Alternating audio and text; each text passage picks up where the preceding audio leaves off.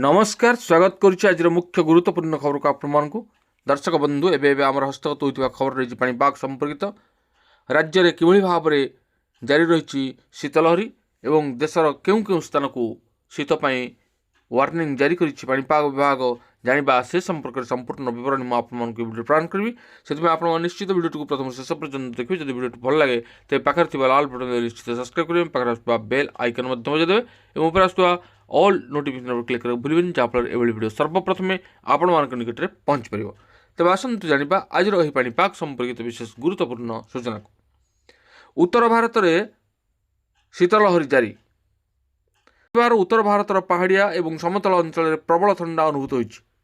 लगातार काश्मीर उपत्यकार सर्वनिम्न तापमात्रा 0 डिग्री तले रही।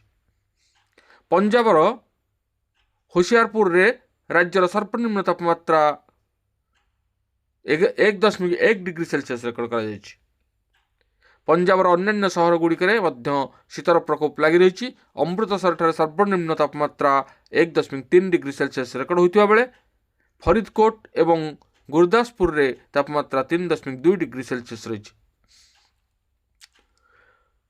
बठिंडार तापमात्रा 3.4 डिग्री सेल्सियस थिबा बेले राजधानी चंडीगढ़ तापमात्रा 4 डिग्री सेल्सियस रही।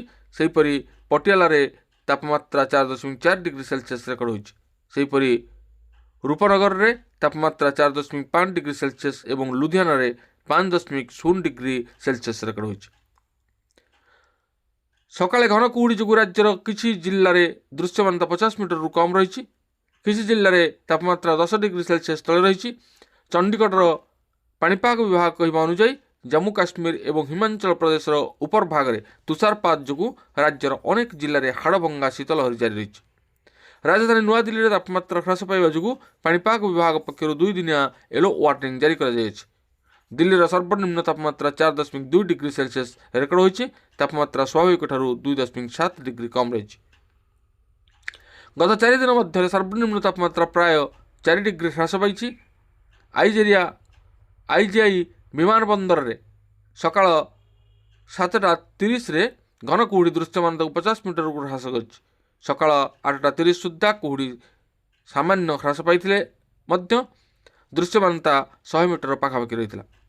उत्तराखंड रे पर्वत ठारू समतल अंचल पर्यंत वर्षा अबा तुषारपात हुई ना। तेज शुष्क पाग जो समग्र राज्य में शुष्क ठंडा जारी रही। पार्वत्यांचल तुषारपात और समतल अंचल घन कुहुड़ी जारी रही। सर्वनिम्न तापमात्रा ह्रास जो सकाळे और संध्यारे प्रबल ठंडा अनुभूत होछि। राजस्थान में प्रबल ठंडा और शीतलहरी जारी रही। तापमात्रा क्रमागत भाव में ह्रास पाइबार लगी। सुरक्षा दृष्टि सोमवार पर्यंत राज्यर 26 जिले में छुट्टी घोषणा कर पाणीपाग विभाग रविवार दिन 12टी जिले में शीतलहरी अनुभूत होबार पूर्वानुमान कर। शुक्रवार राति में जैसलमेर तापमात्रा 2.2 डिग्री सेल्सियस थिला। शिकर रे रातिर तापमात्रा 3 डिग्री सेल्सियस को कम रेकर्ड कर। आज ओडिशार कथा देखिबा। ओडिशा को पुणी थराई शीत पाणीपाग विशेषज्ञ आकलन आसंता 13 और 14 तारीख में पुणी थराइब शीत। शनिवार राति में शीत कमी थिला। रविवार भी शीत कम रही किंतु मंगलवार और बुधवार आभ्यंतरीण और उपकूल ओडिशा रे पारद पुणी तलमुहा हेब। अधिक शीत अनुभूत हो पारे बोली पाणीपाग विशेषज्ञ आकलन कर। स्वा जलवायु और परिवेश केन्द्र निर्देशक डॉक्टर शरद साहू कहते तमिलनाडु उपकूल में सृष्टि होता लघुचाप बलय प्रभाव में जलीय बाष्प आसीथिला। फल आकाश को बादल खंड घेरी रही किंतु उत्तर पश्चिम दिगरू आसुथिबा ट्रफ लाइन यह बादल खंड को समुद्र को ठेली नहीं। रविवार राति सुधा आभ्यंतरीण ओडिशार आकाश मेघमुक्त रही। सोमवार सकाळ सुधा उपकूल ओडिशा भी मेघमुक्त रही। आकाश मेघमुक्त होगा पर शीत पुणी बढ़ियो बोली से कहते। पाणीपाग विभाग पूर्वानुमान कहूँ आसंता 3 दिन राज्यर विभिन्न स्थान में रातिर तापमात्रा 2 ରୁ 3 डिग्री कमी पारे। यह शीत बढ़ाइब। तेज शनिवार दारिंगबाड़ी में रातिर तापमात्रा 6.5 डिग्री थिला। फुलबाणी 7, राउरकेला 8, झारसुगुड़ा 8.3, नवरंगपुर 8.5, उदयगिरी 9.4 रही तापमात्रा। रविवार राति सुधा आभ्यंतरीण ओडिशार आकाश मेघमुक्त रही।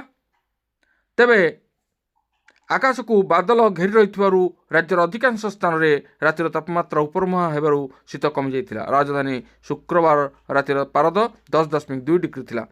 ତେବେ ଆଗକୁ ଆସୁଛି ଶୀତ। ତେବେ ଏ ଥିଲା ଆଜିର ପାଣିପାଗ ସମ୍ପର୍କିତ ବିଶେଷ ଗୁରୁତ୍ୱପୂର୍ଣ୍ଣ ଖବର। ଆଜି ପାଇଁ ଏତିକି, ପୁଣି ଦେଖା ହେବା ଆଗାମୀ ଭିଡ଼ିଓରେ। ରହୁଛି ଧନ୍ୟବାଦ, ନମସ୍କାର।